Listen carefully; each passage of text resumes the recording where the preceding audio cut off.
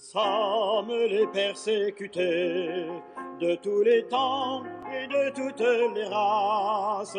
Toujours nous fûmes exploités. Je m'appelle Serge Reynaud, j'ai 45 ans, je suis facteur depuis 22 ans et actuellement je suis au centre courrier de Marseille-le-Dôme dans le 4e arrondissement. Je suis représentant syndical à Sud PTT.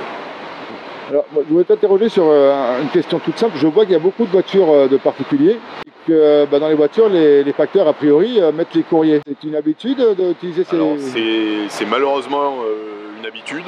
C'est voilà, le gain de temps par rapport à se rendre sur les tournées. Pour se rendre sur les tournées, on est censé prendre dans le 4e arrondissement les transports en commun. C'est très compliqué pour se rendre sur certaines tournées en transport en commun. Voire même impossible pour certains, pour pallier les manques organisationnels et aussi, il faut dire, les suppressions d'emplois qu'il y a régulièrement et qui mettent une pression temporelle très importante sur les agents.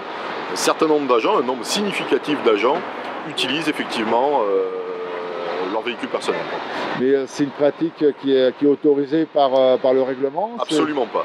Non, on doit utiliser les moyens mis à disposition par l'employeur, c'est-à-dire qu'on a plusieurs types de véhicules, Quadéo électriques, on a des 410P qui sont des véhicules qui sont censés porter plusieurs facteurs sur leur tournée, on a des vélos électriques et le reste des agents, il y a des scooters encore, et le reste des agents est à pied et doit se rendre sur les tournées soit à pied, soit en transport en commun. C'est absolument pas autorisé, mais on est dans une grande hypocrisie.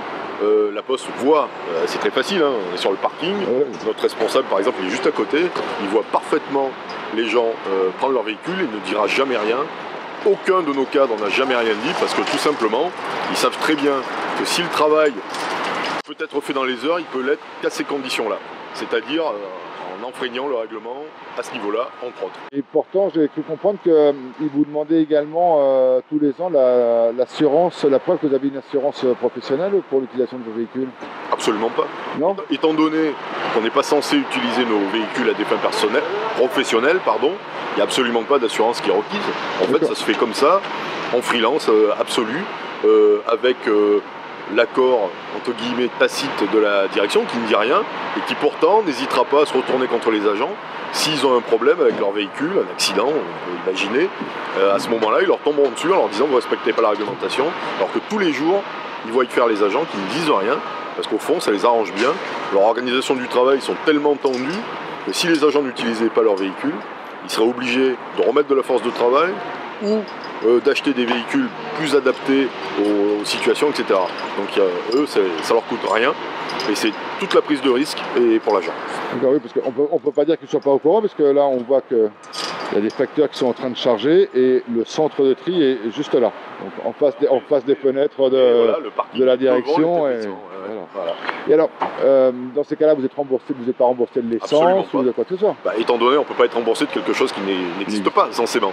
Donc, non, il n'y a aucun frais qui est pris en compte, aucune assurance qui couvre les agents. C'est purement aux frais et au risque de l'agent pour le bénéfice de la Poste. Donc, si on veut devenir postier demain, il faut avoir une voiture. Effectivement, avoir son véhicule personnel dans bien des circonstances est devenu indispensable pour plein de facteurs qui ne s'en sortiraient pas clairement s'ils n'utilisaient pas leur véhicule personnel. Oui. C'est malheureux, mais c'est comme ça. Nous sommes les persécutés de tous les temps et de toutes les races. Toujours nous fûmes exploités par les tyrans et les rapaces.